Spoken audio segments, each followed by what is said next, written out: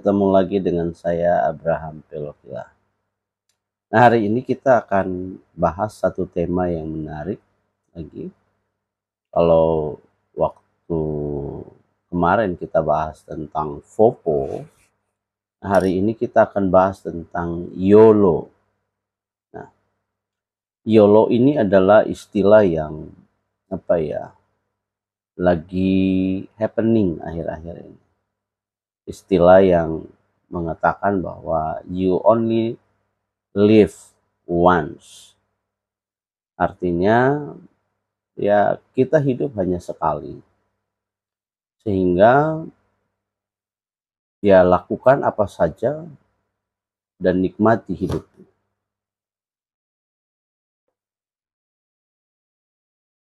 Lakukan apa saja dan nikmati hidupmu. Dan YOLO ini sering dijadikan mantra untuk hal-hal yang menyenangkan atau memiliki kesan impulsif lah kayak gitu ya, untuk menghabiskan waktu dan kekayaan atau menikmati kemewahan yang ada. Nah, penyebab YOLO sebenarnya adalah ya generasi Z yang berpikir bahwa kondisi finansial memegang peran penting dalam kehidupan sehari-hari.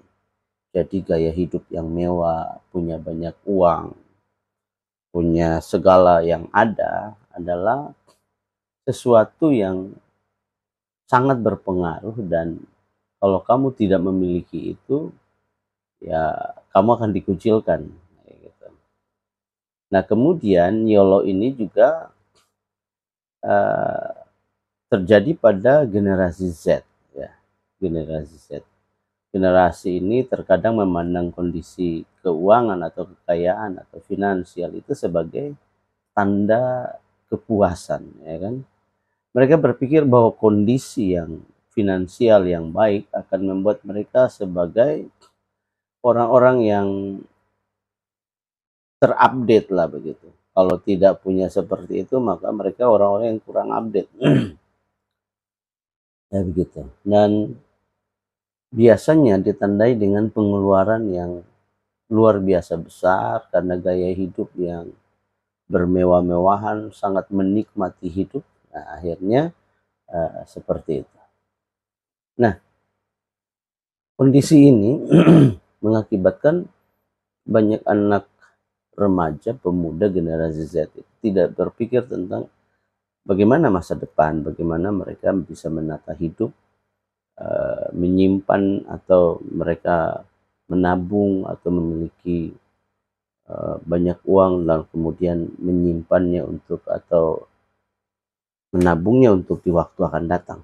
Dan cenderung karena cara menikmati hidup yang mewah-mewahan atau terlalu glamor, ada habis hamburkan, nikmati hari ini, dan bodoh amat kata orang, peduli amat siapapun itu, yang penting kita happy dan menikmati hidup. Dan kemudian itu sering mengakibatkan banyak hutang biasanya, hutang di sini, hutang di sana, akhirnya ya rentenir, kena rentenir, kemudian kena pinjol yang banyak, kartu kredit yang kemudian digesek terus karena tuntutan gaya hidup, tongkrongan yang menarik, kemudian ya makan minum yang mewah, yang branded, pakaian yang branded, pergi ke klub-klub yang menyenangkan. Nah, sehingga tidak ada perencanaan keuangan sama sekali. Karena gaya hidup itu kadang-kadang kemudian kesehatan mereka terganggu. Dan mereka sering sulit untuk memilih mana yang menentukan mana yang prioritas dan mana yang tidak perlu. Jadi yang diutamakan adalah gaya atau keinginan, bukan kebutuhan. Dan semua terserah apa yang mereka mau buat, lakukan saja. Nah, sebenarnya kalau dilihat dari kondisi kayak begini, sebenarnya ya ada sedikit positif. Biaya ini membahas mereka, biaya ini agar hidup itu maksimal bebas.